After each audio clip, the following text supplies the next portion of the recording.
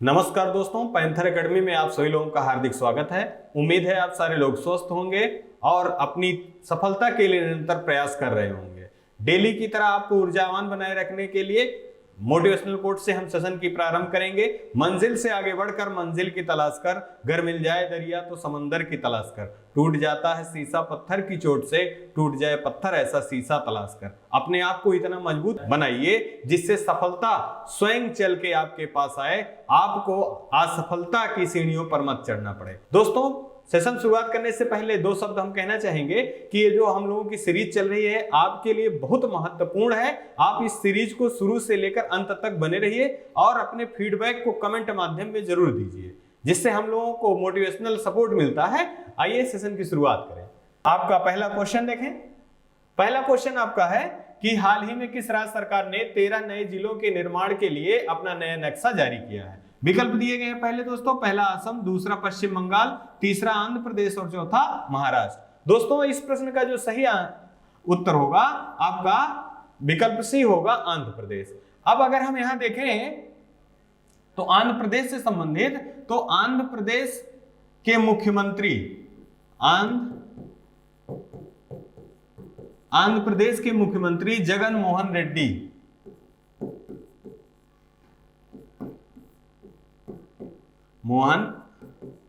रेड्डी और राज्यपाल जी जो हैं विश्वभूषण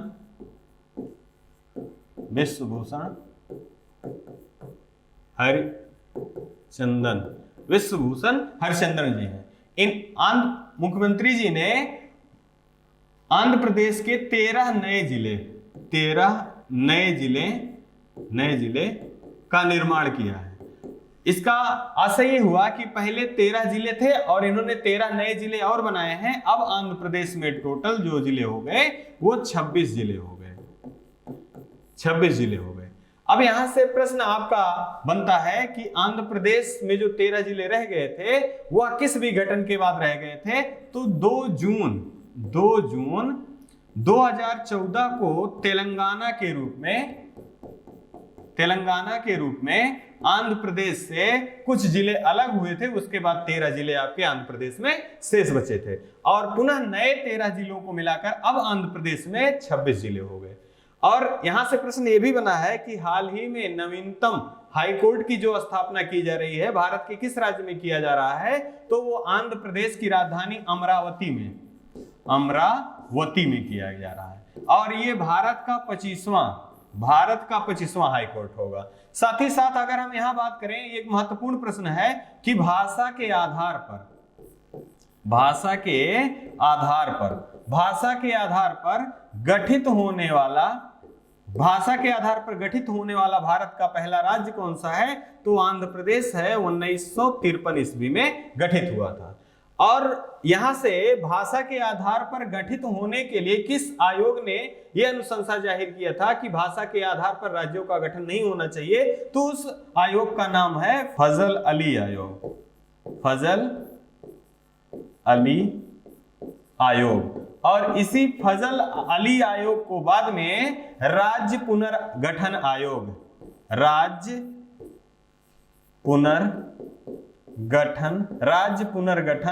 आयोग के रूप में 14 राज्य और 6 केंद्र शासित प्रदेशों के रूप में 1956 में गठन किया गया। अब यही एक महत्वपूर्ण प्रश्न असम से संबंधित है कि पूर्वोत्तर भारत में असम एक ऐसा राज्य है जो सभी राज्यों से अपना सीमा साझा करता है। आइए दोस्तों, अगले क्रम में दूसरा क्वेश्चन देखें। अगला क्वेश्चन आपका दिया गया, हाल ही में किस मंत्रालय ने प्रसारण उद्योग में सुगमता से व्यापार करने के लिए प्रसारण सेवा पोर्टल जारी किया है। यहां बात हो रहा है प्रसारण सेवा पोर्टल को किसने जारी किया। तो आपके विकल्प जो दिए गए हैं दोस्तों, पहला दिया गया सूचना एवं प्रसारण मंत्रालय, दूसरा दिया गया महिला एवं बाल विकास मंत्रालय, तीसरा दिया गया जैव प्रौद्योगिकी मंत्रालय, चौथा दिया गया है एमएसएमई मंत्रालय। दोस्तों, यहां जो सही आंसर आपका होगा पहला विकल्प नंबर ए, सूचना एवं प्रसारण मंत्रालय। यहां ये जानना जरूरी है कि इस प्रसारण सेवा पोर्टल का उद्देश्य क्या है। तो व्यापार में व्यापार में सुगमता, व्यापार में सुगमता प्रदान करने के लिए प्रसारण, सूचना एवं प्रसारण मंत्रालय ने प्रसारण सेवा पोर्टल जारी किया। अब यहाँ ये भी जानना है कि इसके मंत्री कौन है, तो अनुराग ठाकुर जी हैं, अनुराग ठाकुर जी हैं। अभी इनसे एक संबंधित प्रश्न आपको यहाँ ये भी रिकॉल कर लेना है, तेजस परियोजना को किसने लॉन्च किया, तो उस तेजस परियोजना को भी अनुराग ठाकुर जी ने लॉन्च किया था। और इसका संबंध किससे है, तो रोजगार के लिए युवाओं को प्रशिक्षण देना। कहां पर प्रशिक्षण देना दोस्तों, अमीरात स्टेट में।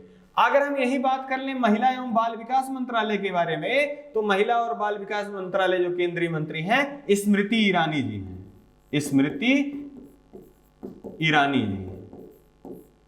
अभी हाल फिलहाल के दिनों में मनोरक्षा कार्यक्रम का शुभारंभ किसने किया था, तो महिला और बाल विकास मंत्रालय के जो केंद्रीय मंत्री हैं स्मृति ईरानी जी ने किया था। अगर हम बात करें जैव प्रौद्योगिकी मंत्रालय का, तो जितेंद्र सिंह जी, जितेंद्र सिंह जी इसके केंद्रीय मंत्री हैं, जितेंद्र सिंह जी। और एमएसएमई मंत्री के बारे में बात करें केंद्रीय मंत्री, तो नारायण राणे जी इसके केंद्रीय मंत्री हैं। आइए दोस्तों अगला क्वेश्चन देखें। अब देखिए हाल फिलहाल के दिनों में यहां से पेपर में प्रश्न बने हैं। यह जो है वन रिपोर्ट पर आधारित प्रश्न है दोस्तों, इसको आपको बिल्कुल भूलना नहीं है, आपको बार बार इसका रिवीजन कर लेना है। यहां से प्रश्न बनने की संभावना 100% है। आइए बहुत महत्वपूर्ण प्रश्नों का संकलन है, इसको आप देखिए वन एवं वनावरण का क्षेत्रफल। सबसे पहले हम जाने कि वन रिपोर्ट किसके द्वारा जारी किया जाता है, तो वन अनुसंधान संस्थान देहरादून के द्वारा जारी किया जाता है। और 2021 में इसका रिपोर्ट आया है। और ये कौन सा रिपोर्ट था, तो ये 17वां रिपोर्ट था। वन रिपोर्ट कौन सा था, 17वां था। इसका मतलब पहला कब लागू हुआ होगा, तो 1987 ईस्वी में फर्स्ट वन रिपोर्ट प्रकाशित की गई थी। अब यहां हम देखें कि भारत में वन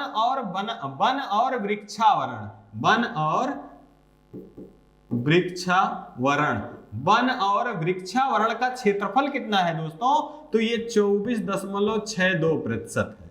बहुत महत्वपूर्ण डाटा है, परीक्षाओं में यहां से डायरेक्ट क्वेश्चन पूछा गया है, इसी नाते आप इसको मिस मत करिए, याद रखिएगा। फिर वनावरण कितना है, तो इसमें वनावरण की जो प्रतिशतता है 21.71% है। और जो वृक्षावरण है 2.91% है।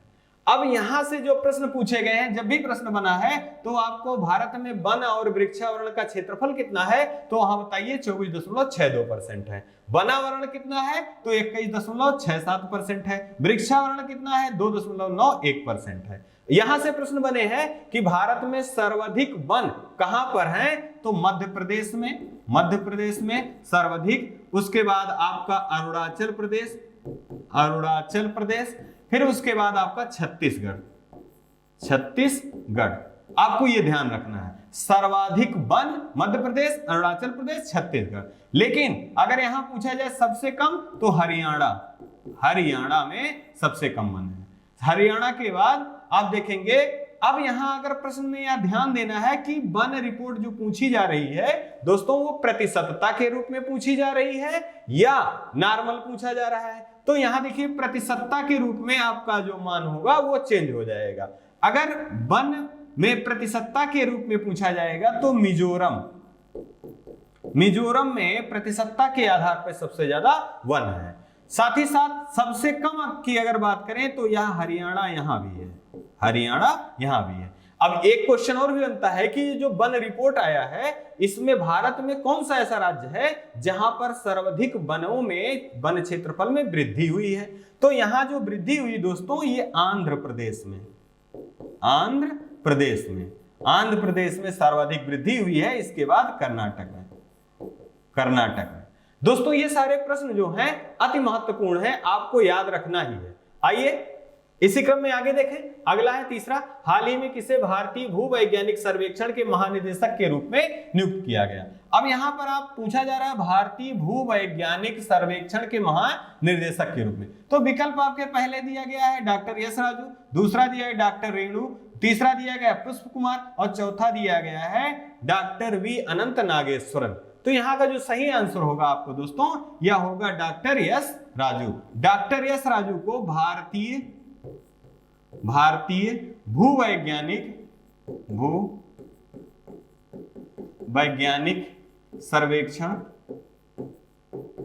सर्वेक्षण का महानिदेशक के रूप में नियुक्त किया गया। अब दूसरे विकल्प के रूप में आप देखेंगे डॉक्टर रेणु, तो अभी हाल फिलहाल के दिनों में आपने देखा था कि वन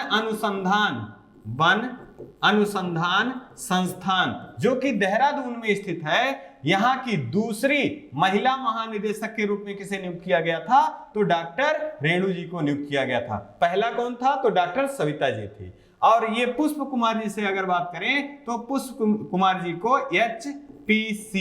एचपीसीएल का महानिदेशक के रूप में नियुक्त किया गया है। आइए दोस्तों इसी क्रम में अगला क्वेश्चन देखें। अगला है, हाल ही में प्राप्त आंकड़ों के आधार पर भारत में सर्वाधिक सब्जी उत्पादन में कौन सा राज्य अग्रणी है। अब यहां से प्रश्न में विकल्प जो आपके दिए गए, पहला उत्तर प्रदेश, दूसरा आंध्र प्रदेश, तीसरा पश्चिम बंगाल, चौथा तमिलनाडु। दोस्तों यहां का जो सही आंसर आपका होगा यह होगा उत्तर प्रदेश। हाल ही में केंद्रीय कृषि मंत्री नरेंद्र सिंह तोमर जी ने रिपोर्ट प्रस्तुत किया लोकसभा में कि हाल फिलहाल के दिनों में जो पिछले विगत वर्ष में पश्चिम बंगाल सब्जी उत्पादन में प्रथम स्थान पे था, उसको पीछे छोड़कर उत्तर प्रदेश सब्जी उत्पादन के क्षेत्र में सबसे आगे है। भारत में सब्जी उत्पादन में उत्तर प्रदेश प्रथम पे है। अब यहां पर यह भी ध्यान रखना है कि सब्जी के उत्पादन या सब्जियों के अध्ययन को क्या कहते हैं, तो ओलरियोलॉजी कहते हैं सब्जियों के अध्ययन को। साथ ही साथ अब यहां पर उत्तर प्रदेश के परिप्रेक्ष्य में बात हो रही है दोस्तों, तो हम यहां कुछ आंकड़े उत्तर प्रदेश से संबंधित अगर यहां रिकॉल कर ले तो परीक्षा के दृष्टिकोण से महत्वपूर्ण होगा। जैसे उत्तर प्रदेश की स्थापना कब हुई थी, 24 जनवरी 1950 ईस्वी में। अगर हम यही उत्तर प्रदेश का अगर एक भौगोलिक चित्रण के माध्यम से देखें तो उत्तर प्रदेश का जो पूर्वी जिला है वो बलिया है, पश्चिमी जिला जो है वो शामली है, और उत्तर का जो जिला है वो सहारनपुर है, और जो दक्षिण का है ये सोनभद्र है। अब जो आपका सहारनपुर और सोनभद्र, ये सोनभद्र जो आपका है ये 4 राज्यों से सीमा साझा करता है। कौन कौन है, तो आपका बिहार है, मध्य प्रदेश है, साथ ही साथ झारखंड है, और यहीं पे आपका छत्तीसगढ़ है। ये 4 राज्य हैं जो सोनभद्र से सीमा साझा करते हैं। प्रश्न भी पूछा गया उत्तर प्रदेश का कौन सा जिला है जो कि 4 राज्यों से सीमा साझा करता है, तो वो आपका सोनभद्र है। अगर हम बात करें यही सबसे ज्यादा सीमा किससे साझा करता है, तो उत्तर प्रदेश सबसे ज्यादा मध्य प्रदेश से सीमा साझा करता है, और सबसे कम किससे करता है, तो हिमाचल प्रदेश से सबसे कम सीमा साझा करता है। अगर हम बात कर ले दोस्तों उत्तर प्रदेश के परिप्रेक्ष्य में भारत के आधार पे कितनी आबादी उत्तर प्रदेश में निवास करती है, तो 16.5% आबादी जो है वो उत्तर प्रदेश में निवास करती है। इसी कारण उत्तर प्रदेश भारत का प्रथम जनसंख्या के रूप में राज्य है। साथ ही साथ उत्तर प्रदेश जो क्षेत्रफल है, भारत के क्षेत्रफल में कुल 7.33% की हिस्सेदारी क्षेत्रफल के आधार पे उत्तर प्रदेश का है। उत्तर प्रदेश आलू उत्पादन में, दुग्ध उत्पादन में, गन्ना उत्पादन में सबसे आगे है। साथ ही साथ अगर हम यही बात कर ले उत्तर प्रदेश के संबंध में अन्य जानकारियों के रूप में, तो भारत का मैनचेस्टर अगर पूछा जाता है तो आप बताते हैं गुजरात का अहमदाबाद है, लेकिन अगर उत्तर प्रदेश का मैनचेस्टर पूछा जाता है तो उसका आंसर आपका कानपुर होता है। आइए इसी क्रम में अगला क्वेश्चन देखें दोस्तों। अगला है, हाल ही में ग्रैमी अवार्ड का घोषणा किया गया, इसमें एल्बम ऑफ द ईयर का पुरस्कार किसने जीता? ये बहुत महत्वपूर्ण प्रश्न है। विगत जो परीक्षाओं का अगर प्रश्न पत्र देखेंगे तो यहां से प्रश्न बनने की संभावना अत्यधिक है, और इसमें बहुत सारा आपको याद नहीं रखना है, केवल 2-3 ऐसी चीजें हैं जिनको याद रखना है, जैसे album of the year, song of the year, record of the year. ये 3 क्वेश्चन ऐसे हैं यहां से आपको क्वेश्चन पूछे गए, या अगर बहुत ज्यादा हो गया है तो संस्करण कौन सा था इसके बारे में पूछा गया है। अब आइए हम इस प्रश्न का उत्तर जानने की कोशिश करें। तो पहला दिया गया है वी आर, दूसरा दिया है लीव द डोर ओपन, तीसरा दिया गया फाकलर, और चौथा दिया गया इनमें से कोई नहीं। दोस्तों इस क्वेश्चन का जो आंसर होगा आपका, ये होगा option number A V R. अब यहां हम बात करें कि ग्रैमी अवार्ड, ग्रैमी अवार्ड, सबसे पहले तो ये जानिए कि ग्रैमी अवार्ड का संबंध किससे है। तो ग्रैमी अवार्ड का संबंध दोस्तों ये संगीत से है, संगीत से है। और ग्रामोफोन का पिक्चर होता है, ग्रामोफोन जैसा प्रतिबिंब होता है, उसी को पुरस्कार के रूप में सम्मानित किया जाता है। साथ ही साथ अगर हम देखें इसकी शुरुआत कब से हुई दोस्तों, तो इसकी शुरुआत 1959 ईस्वी से किया गया। अब यहां ये कौन सा संस्करण था, तो दोस्तों ये 64वां संस्करण था, और ये कहां किया गया, यूएसए में किया गया।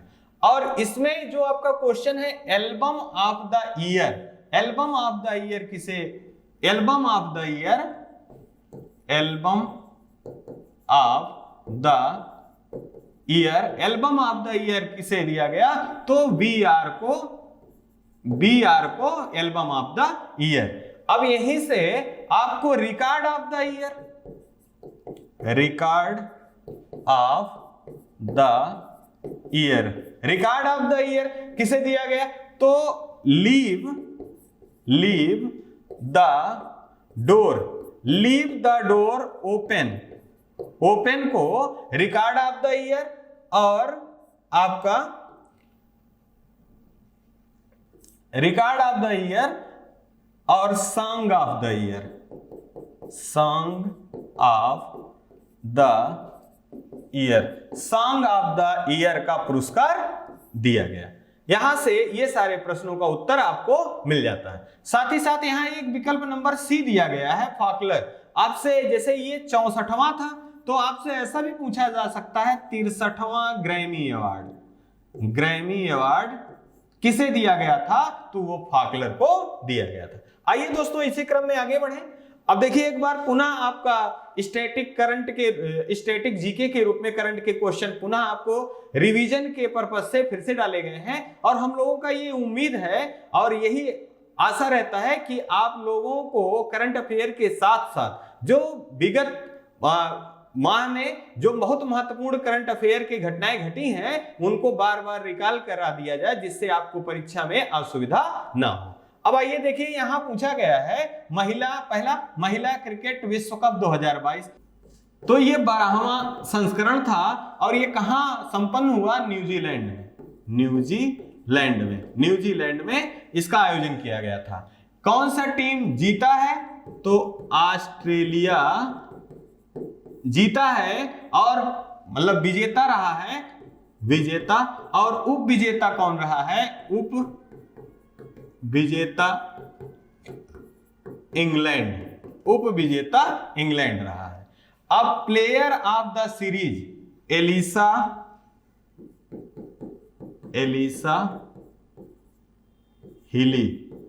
हिली जो कि ऑस्ट्रेलिया की हैं, इन्होंने 509 रन बनाए थे। अब यहां के सर्वाधिक विकेट किसने लिया था, तो सोफी ने लिया था, और ये इंग्लैंड की है। साथ ही साथ यहां देखिए बहुत महत्वपूर्ण प्रश्न दिया गया है, राष्ट्रीय महिला आयोग। सबसे पहले हम जाने राष्ट्रीय महिला आयोग का गठन किस अधिनियम के द्वारा हुआ था, तो ये राष्ट्रीय महिला आयोग का गठन जो है अधिनियम 1990 के द्वारा हुआ था। और पहली राष्ट्रीय महिला अध्यक्ष कौन थी, तो जयंती पटनायक, जयंती पटनायक जी जो थी वो पहली राष्ट्रीय महिला अध्यक्ष, राष्ट्रीय महिला आयोग की अध्यक्षा थी। साथ ही साथ प्रेजेंट समय में कौन है, तो रेखा शर्मा जी, रेखा शर्मा जी ये राष्ट्रीय महिला आयोग की अध्यक्षा हैं। इसकी स्थापना कब हुई थी, 1952 ईस्वी में, 1992 ईस्वी में हुआ था और पहली जयंती पटनायक थी। राष्ट्रीय मानवाधिकार आयोग, यहां भी ये महत्वपूर्ण प्रश्न है कि ये किस अधिनियम के द्वारा हुआ था, तो इसकी स्थापना जो है अधिनियम 1993 के आधार पर, 1993 के आधार पर किया गया था। और प्रेजेंट समय में राष्ट्रीय मानवाधिकार आयोग के अध्यक्ष कौन है, अरुण कुमार मिश्रा जी, अरुण कुमार मिश्रा जी। आइए दोस्तों अगला क्वेश्चन देखें। अगला आपका दिया गया, हाल ही में किस देश ने अंतरिक्ष में रूस और चीन के प्रभाव को कम करने के लिए नई डिफेंस स्पेस कमांड एजेंसी की स्थापना की है। यहां पूछा जा रहा है किस देश ने अंतरिक्ष में रूस और चीन के प्रभाव को कम करने के लिए, तो विकल्प जो दिया गया है, पहला दिया गया यूक्रेन, दूसरा दिया गया बांग्लादेश, तीसरा दिया गया ऑस्ट्रेलिया, चौथा दिया गया भारत। तो इस क्वेश्चन का जो सही आंसर आपका होगा दोस्तों, आपका ऑस्ट्रेलिया। ऑस्ट्रेलिया ने रूस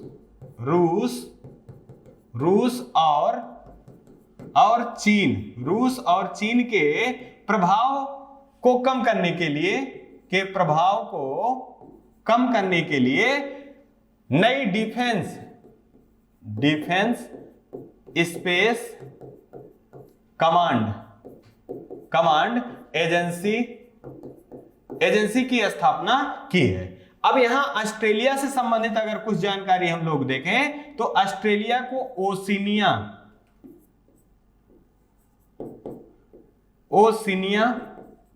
भी कहा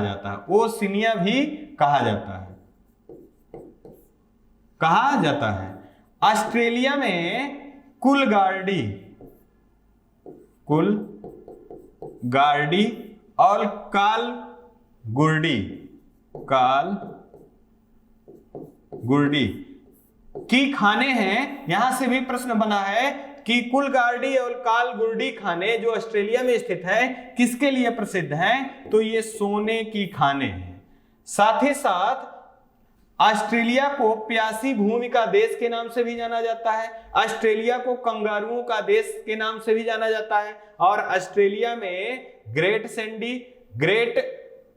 ग्रेट सैंडी, विक्टोरिया, गिब्सन, सिप्सम मरुस्थल है, और ऑस्ट्रेलिया में एक पॉपुलर घास का मैदान पाया जाता है जिसे डाउन्स घास का मैदान के नाम से जाना जाता है। यहीं अगर हम बात कर लें तो यूक्रेन के बारे में, तो यूक्रेन हाल फिलहाल के दिनों में जो रूस के साथ युद्ध के कारण चर्चा में रहा है, इसकी राजधानी जो है दोस्तों ये कीव है, और बांग्लादेश की राजधानी जो है वो ढाका है, और ऑस्ट्रेलिया की राजधानी जो है कैनबरा है। और ऑस्ट्रेलिया का एक बहुत महत्वपूर्ण प्रश्न है कि ऑस्ट्रेलिया की सबसे बड़ी झील कौन सी है, तो आयर झील जो है ये ऑस्ट्रेलिया की सबसे बड़ी झील है, आइए अगला क्वेश्चन हम लोग देखें। अगला क्वेश्चन है, राष्ट्रीय समुद्री दिवस के रूप में किस दिन को मनाया जाता है। यहां पर आपको दिवस से संबंधित प्रश्न है, तो पहला विकल्प दिया गया है 7 अप्रैल, दूसरा विकल्प दिया गया है 5 अप्रैल, तीसरा दिया गया है 22 अप्रैल, और चौथा विकल्प दिया गया है दोस्तों 24 अप्रैल। तो इसका जो आंसर होगा 5 अप्रैल को राष्ट्रीय समुद्री दिवस के रूप में मनाया जाता है। अब यहां पर और भी विकल्प में है, तो 7 अप्रैल को विश्व स्वास्थ्य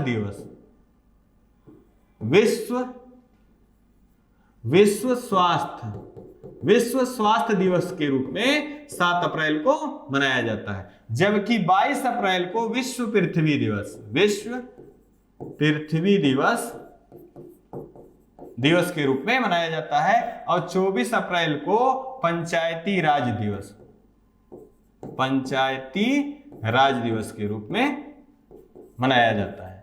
अब यहां से महत्वपूर्ण दिवस से संबंधित प्रश्न जो बनने हैं ये आपको पुनः रिकॉल कर लेना है। जैसे 22 के परिप्रेक्ष्य में अगर 22 मार्च को हम देख लें दोस्तों, तो 22 मार्च को विश्व जल दिवस मनाया जाता है, जबकि 24 मार्च को विश्व टीबी दिवस मनाया जाता है और 23 मार्च को राष्ट्रीय शहीद दिवस या शहीद दिवस के रूप में मनाया जाता है। और महत्वपूर्ण में है आपका 15 मार्च को विश्व उपभोक्ता दिवस के रूप में मनाया जाता है, 8 मार्च को अंतरराष्ट्रीय महिला दिवस के रूप में मनाया जाता है और 3 मार्च को विश्व वन्य जीव दिवस के रूप में मनाया जाता है। इन सारे दिवस को आपको ध्यान रखना है।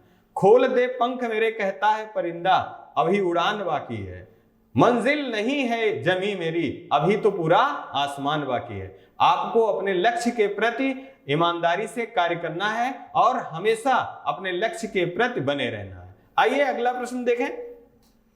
अगला पुनः देखिए, यहां पर बायोलॉजी से संबंधित महत्वपूर्ण, विज्ञान के पोर्शन से महत्वपूर्ण टर्म आपके लिए रखे गए हैं कि आने वाले समय में यहां से भी प्रश्न आपके बनने की संभावना है और बहुत सारे प्रश्न बने हैं। तो बहुत जल्दी के साथ साथ बहुत क्विक रिवीजन के रूप में हम लोग इसको देख लेते हैं। जैसे बायोलॉजी शब्द का प्रयोग सर्वप्रथम किसने किया, तो लैमार्क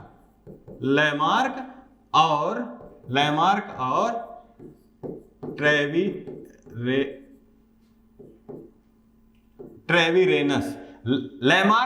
ट्रेविरेनस ने। यहीं पर अगर पूछा जाए वनस्पति विज्ञान के पिता कौन थे, तो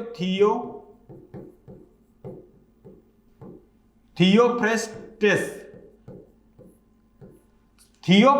थे। अगर जंतु विज्ञान के पिता पूछे जाएं तो अरस्तु थे और बायोलॉजी के जनक पूछे जाएं वो भी अरस्तु हैं।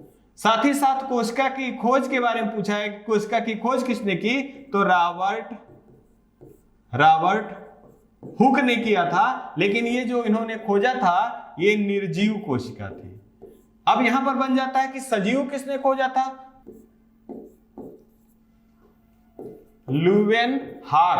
ल्यूवेनहॉक ने जीवित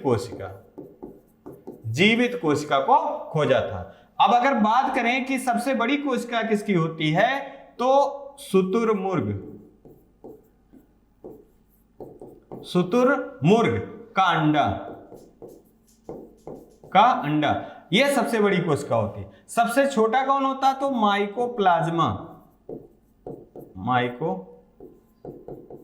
माइकोप्लाज्मा या इसी को शॉर्ट में PPLO के नाम से भी जाना जाता है। अगर हम मानव के परिप्रेक्ष्य में देखें तो मानव की सबसे बड़ी कोशिका जो है वो मादा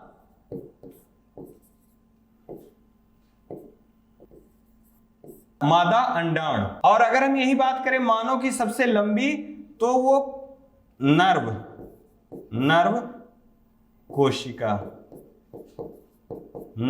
कोशिका या इसी को तंत्रिका तंत्र कोशिका के नाम से भी जाना जाता है। मानव का सबसे छोटी कोशिका, तो ये नर शुक्राणु।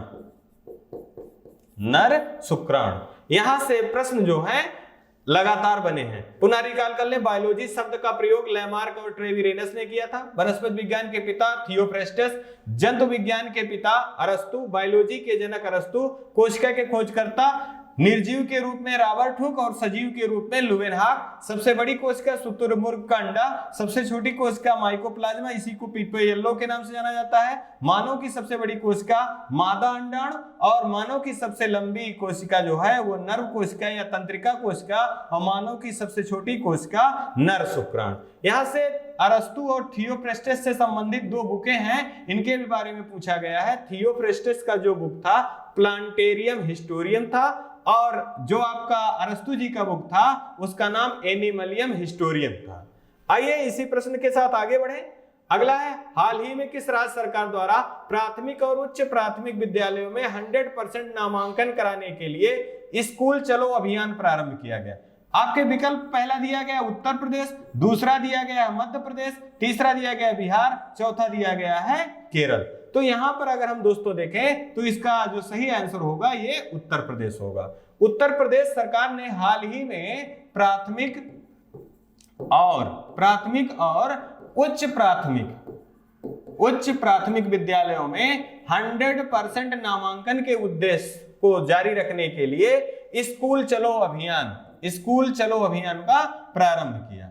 अब यहाँ हम पुनः एक बार उत्तर प्रदेश के बारे में थोड़ी सी और जानकारी इकट्ठा कर ले, तो हम लोग जहां से उत्तर प्रदेश के बारे में जानकारी इकट्ठा किए थे वहीं से थोड़ा सा आगे देखते हैं। तो उत्तर प्रदेश की जो लंबाई ये 650 किलोमीटर, उत्तर प्रदेश 650 किलोमीटर की लंबाई में फैला हुआ है, जबकि इसकी चौड़ाई जो है 240 किलोमीटर, जो 240 किलोमीटर के परिक्षेत्र में ये फैला हुआ है। साथ ही साथ उत्तर प्रदेश के परिप्रेक्ष्य में पूछा जाता है कि उत्तर प्रदेश में सबसे अधिक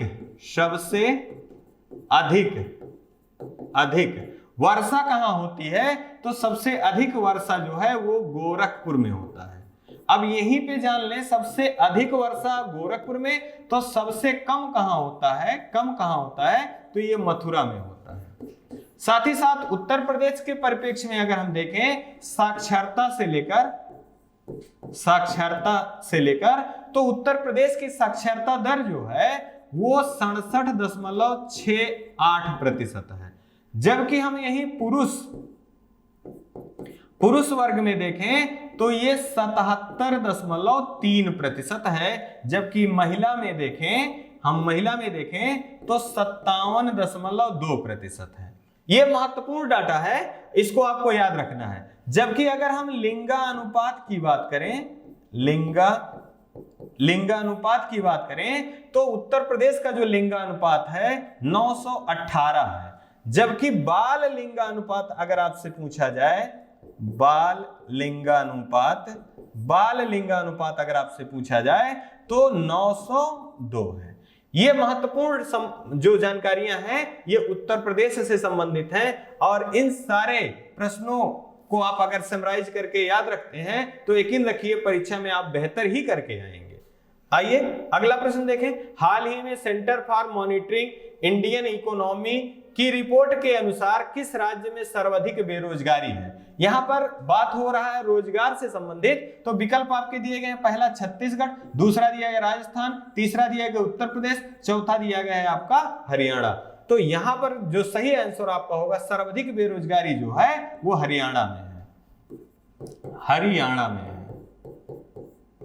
और ये रिपोर्ट किसके द्वारा जारी किया गया? तो यहां से प्रश्न बन सकता है, centre for monitoring Indian economy की रिपोर्ट आई है कि हरियाणा में सर्वाधिक बेरोजगारी है। हरियाणा के बाद राजस्थान है।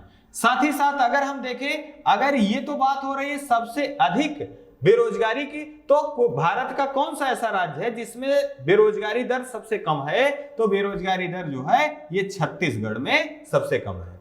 साथ ही साथ अगर हरियाणा से संबंधित जानकारी देखें तो इसका गठन 1966 ईस्वी में हुआ था। हरियाणा का गठन 1966 ईस्वी में हुआ था। कैंसर अनुसंधान केंद्र कहां स्थित है? तो आप यह जानिए, कैंसर अनुसंधान केंद्र जो है हरियाणा के झज्जर में स्थित है। साथ ही साथ हरियाणा से ही संबंधित 35वां